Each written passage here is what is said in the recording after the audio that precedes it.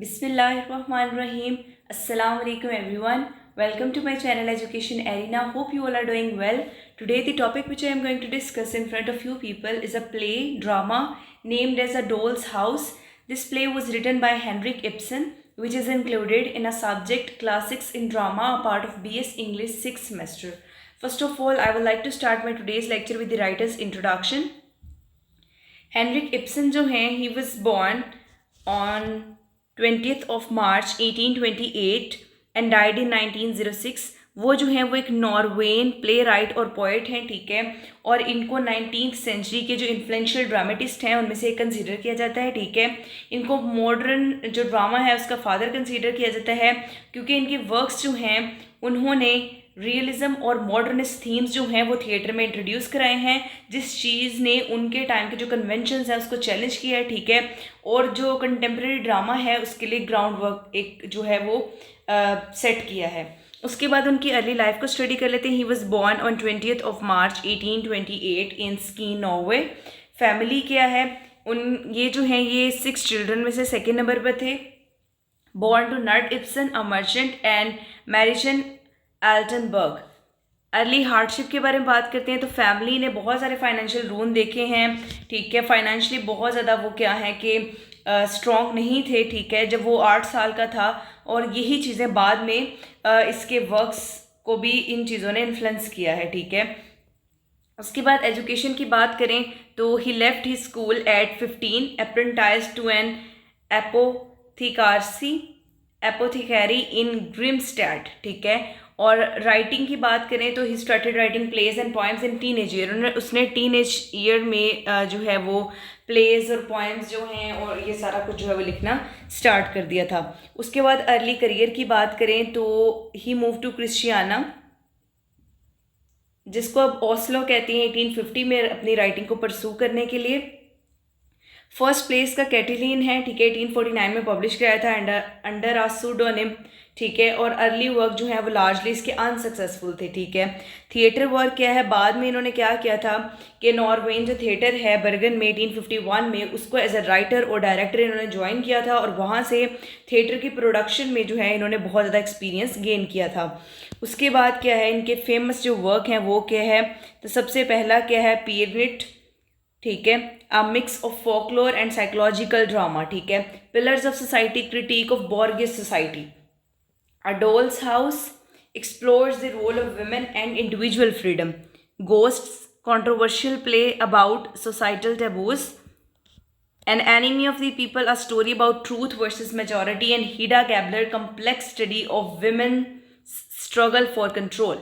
अब इसकी डेथ की बात करते हैं। So he was died on 23rd of May 1906 in Oslo, Norway. Norway पहले कहते लेकिन आज इसको जो है बेसिकली ओस्लो के नाम से जो है वो जाना जाता है। उसके बाद हम चलते हैं अपने प्ले अ डोल्स हाउस की तरफ।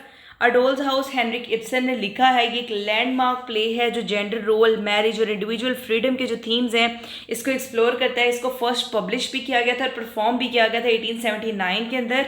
और ये जो प्ले है वो बहुत ज़्यादा कॉन्ट्रोवर्शियल था उस टाइम के ऊपर।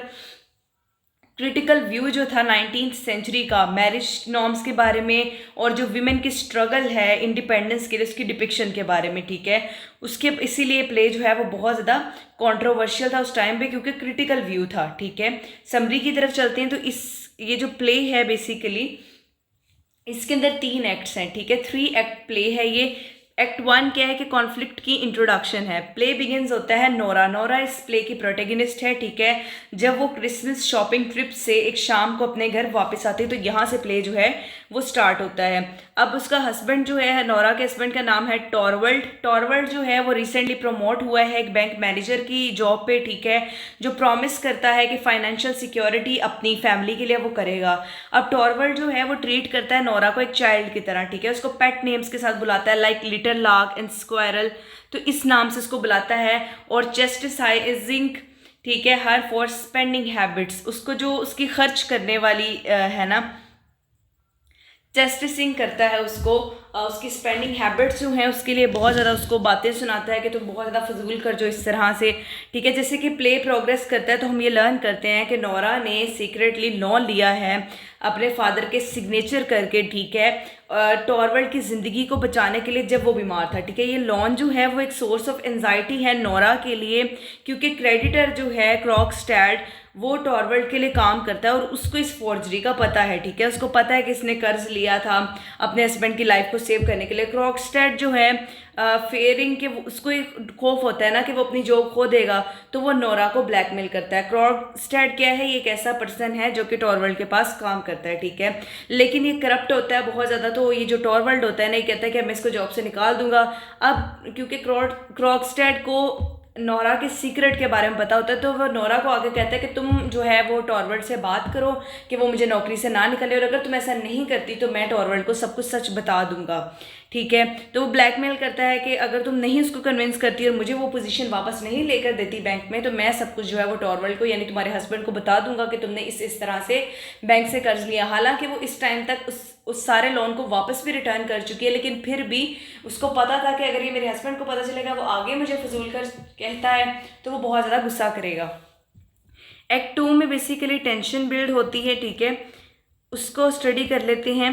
नोरा जो है वो इंक्रीजिंगली एंशियस होती है कि क्रॉक्सटेड जो है इंटेंसिफाई करता है इस थ्रेट्स को, ठीक है, वो उसको बहुत ज़्यादा डराता है। वो परसुएड करती है टॉरवल्ड को कि उसको क्रॉक्सटेड को जो है वो बैंक में रखो, लेकिन टॉरवल्ड रिफ्यूज़ करता रहता है और डिसमिस कर देता है कि वो मॉरली करप्ट है, और इम्प्लाई करता है कि ये जो बैड करेक्टर है वो इन्फेक्ट करेगा हेल्मर हाउस होल्ड को, ठीक है। अब नोरा की जो फ्रेंड है मिसेस लिंडे वो आती है, ठीक है, और हम ये जानते हैं कि वो अपनी ज़िंदगी एक विडो की तरह गुजारी, उसके हस्बैंड की डेथ हो चुकी है, बहुत मुश्किल ज़िंदगी गुजारी है और उसको अपनी फैमिली को सपोर्ट करना है। मिसेस लिंडे की जो प्रैग्मेटिज्म है उसको कंट्रास्ट किया गया नोरा के आइडलिज्म के साथ, उसके शेल्टर्ड एग्जिस्टेंस के साथ। मिसेस लिंडे ऑफर करती है कि वो नोरा को हेल्प करेगी कि क्रॉक्सटेड से बात करके, क्योंकि कहीं ना कहीं जो नोरा है जो क्रॉक्सटेड है और जो मिसेस लिंडे है उनका पास में कोई रिलेशनशिप रह चुका है, ठीक है। मीनवाइल क्या होता है कि डॉक्टर रैंक जो टर्मिनल इलनेस से सफ़र कर रहा होता है, ठीक है, वो अपना नोरा के लिए लव कन्फेस कर देता है। जो कन्फेशन है वो नोरा के टर्म ऑयल में को ऐड करती है, ठीक है, क्योंकि वो रियलाइज़ करती है कि जो कम्प्लेक्सिटी है डर्ट वर्ड की, जिससे वो शील्ड अपने आप को बचाती आ रही है, ठीक है। अब एक्ट 2 के एंड पे क्रॉक्सटेड जो है वो एक लेटर टॉरवल्ड को भेज देता है जिसमें वो हर चीज़ लिख देता है कि इस टाइम पर इसने इस तरह से लोन लिया था, तो उसका हस्बैंड ताकि उससे नाराज़ हो जाए, ठीक है। नोरा जो है ये चीज़ नोरा को तबाह कर देगी, ठीक है, उसके हस्बैंड की ज़िंदगी को। वो कंटेम्पलेट करती है, बहुत सारी मयर्स करती है, डेस्परेट मयर्स जो है उसको ट्राई करती है, और वो सुसाइड भी एक हल तलाश करके वो समझती है कि सुसाइड इसका एक हल हो सकता है। वो क्या करती है कि वो भी अटैम्प्ट करने की कोशिश करती है। एक्ट 2 में ये चलता है। आगे एक्ट 3 आता है जिसमें क्लाइमैक्स और रेजोल्यूशन है। फाइनल एक्ट स्टार्ट होता है। मिसेस लिंडे जो है वो क्रॉक्सटेड से मिलती है और ये होता है कि एक बार ये दोनों जो हैं they both were in love with each other. Mrs Linde जो है कन्विंस करती है क्रॉक्सटेड को कि रिकन्सीडर करे अपने एक्शन और एक लेटर रिट्रीव करे, ठीक है, और एक न्यू लाइफ स्टार्ट करते हैं, ठीक है। वो लेटर डिसाइड करती है कि टॉरवल्ड को पता होना चाहिए, क्योंकि वो कहती है कि जो कपल है ना मैरिज के अंदर वो एक दूसरे को धोखा न दे। तो बाद में वो कह देती है कि हाँ टॉरवल्ड को पता होना चाहिए कि इसकी बीवी ने एक बार ऐसे ऐसे जो है वो कर्ज लिया था सारा कुछ।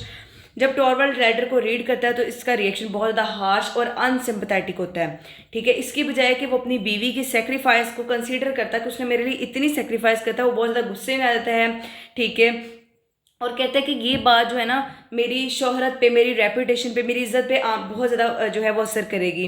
तो वो बिरेट करता है नोरा को और उसको एक हाइपोक्रेट और एक क्रिमिनल कहता है, ठीक है, और उसको ये बताता है कि वो अनफिट है कि हमारे बच्चों को जो है वो पाल सके, उनको बड़ा कर सके। उसका रिएक्शन ये रिवील करता है कि जो सेल्फिशनेस और हाइपोक्रेसी उसके अपने करेक्टर में, क्योंकि उसका कंसर्न प्राइमरीली अपनी सोशल स्टैंडिंग के लिए है, नोरा के वेल बींग के लिए नहीं।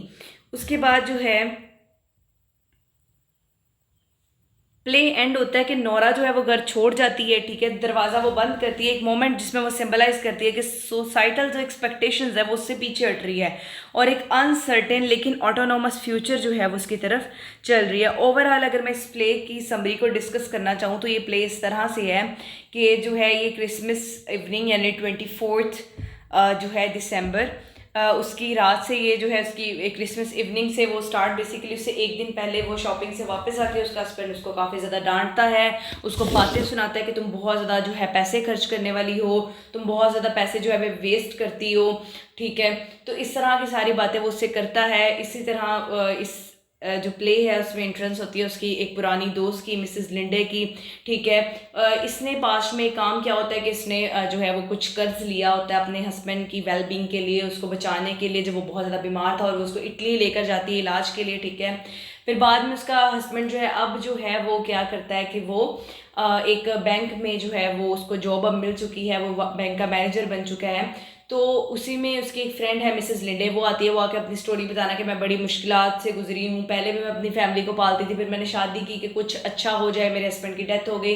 तो इसी फ्लो में आता है। तो नोरा कहती है कि मैंने भी बहुत ज़्यादा डिफ़िकल्टीज़ देखी है, मैंने भी बहुत जगह काम किया है, ठीक है, और मैंने यहाँ तक कि अपने हस्बैंड की लाइफ बचाने के लिए मैंने लोन भी लिया था, ठीक है। वो इतना बता देती है।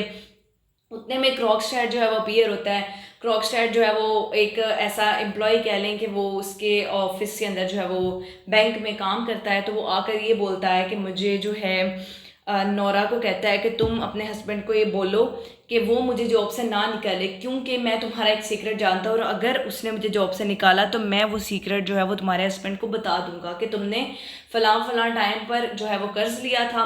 बेशक तुम उसका सारा जो है वो पे कर चुकी हो, लेकिन फिर भी तुम्हारा हस्बैंड जो है वो तुम्हें छोड़ देगा, वो तुम्हें बुरा भला कहेगा। तो वो इस तरह से उसको बहुत ज़्यादा थ्रेट करता है। उसके बाद क्या है कि वो कन्विंस करने की कोशिश भी करती है अपने हस्बैंड को, टॉरवेल्ट को, लेकिन वो कहता है कि एक मॉरली करप्ट बंदा है, मैं इसको और नहीं रख सकता।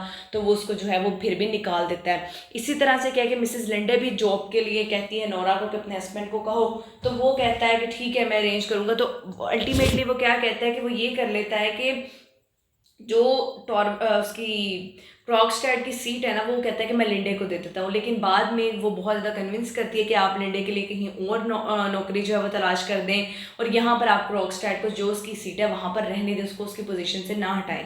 इतना करने के बावजूद भी उसका हस्बैंड जब नहीं मानता तो क्रॉकस्टैट जो है वो अपनी बात पर पूरा उतर आता है। वो क्या करता है, वो एक लेटर लिख के उसके हस्बैंड को सेंड कर देता है। जब वो सेंड कर देता है तो नोरा और ज़्यादा डिप्रेस्ड हो जाती है। तो लिंडे जो है वो उसको बताती है कि मैं क्रॉकस्टैट से बात करूंगी, क्योंकि पास्ट में हम दोनों जो हैं we were in love with each other in past, but कुछ रीजंस की वजह से हमने शादी जो है वो नहीं थी की। तो वो आज जाके उसको कन्विंस करती है कि मैं तुमसे शादी कर लूँगी और अगर मैं जॉब करूँगी तुम जॉब करो, हम हैं तो एक, तो इससे क्या फ़र्क पड़ता है, ठीक है, जो भी कमाना है हमने लाना, तो हम दोनों वापस से इकट्ठे हो जाते हैं। तुम वो लेटर किसी तरह रिट्रीव करो, एक और लेटर लिखो कि जो भी मैंने कहा था वो सारी एक मिसअंडरस्टैंडिंग थी, ठीक है, और मैं माफ़ी मांगता हूँ। लेकिन तब तक वो लेटर पढ़ चुका होता है। वो बहुत ज़्यादा उसको बातें सुनाता है और बहुत बुरा भला कहता है। कहता है तुम बच्चे पालने के काबिल नहीं हो, तुम एक क्रिमिनल हो, तुम एक हाइपोक्रेट वुमेन हो, बहुत ज़्यादा उसको बोलता है, ठीक है। लेकिन फिर वो क्या करते हैं, लेकिन उसी टाइम जब दूसरा लेटर रिसीव होता है तो बहुत ज़्यादा शेमफुल होता है वो कि मैंने क्या किया है, ठीक है। वो कहता भी है नोरा को, लेकिन नोरा अब अपनी बात पर कायम होती है और वो क्या करती है कि वो घर छोड़ जाती है, ठीक है। और एक ऐसा मोमेंट वो डोर क्लोज करती है तो वो रियलाइज़ करती है कि उसको ये जो सोसाइटी की एक्सपेक्टेशंस है ना उससे वो आज़ाद है। उसको एक डॉल की तरह उसका हस्बैंड ट्रीट करता था, उसको बच्चों वाले नाम ले लेके पुकारता था, पेट नेम्स उसके लेता था, ठीक है। वो कहता था तुम इतनी मेच्योर हो ही नहीं। लेकिन जब वो डोर क्लोज करती है उसको अब पता चलता है कि वो कहती है कि अब मैं जो है मैं एक डॉल नहीं हूँ, ठीक है, मैं कंप्लीट वुमेन हूँ और मेरे कुछ राइट्स हैं। तो वो क्या करती है कि अपनी एक एक ऐसे फ्यूचर में एंटर होती है जो अनसर्टेन है लेकिन किसी हद तक ऑटोनोमस फ्यूचर है। तो ये आज की हमारा लेक्चर था। Hope you guys like my videos, my lecture, so please do like, share and subscribe my channel and share it with your fellows and friends. Inshallah in future I'll try to make more informative videos for you people. Thank you very much.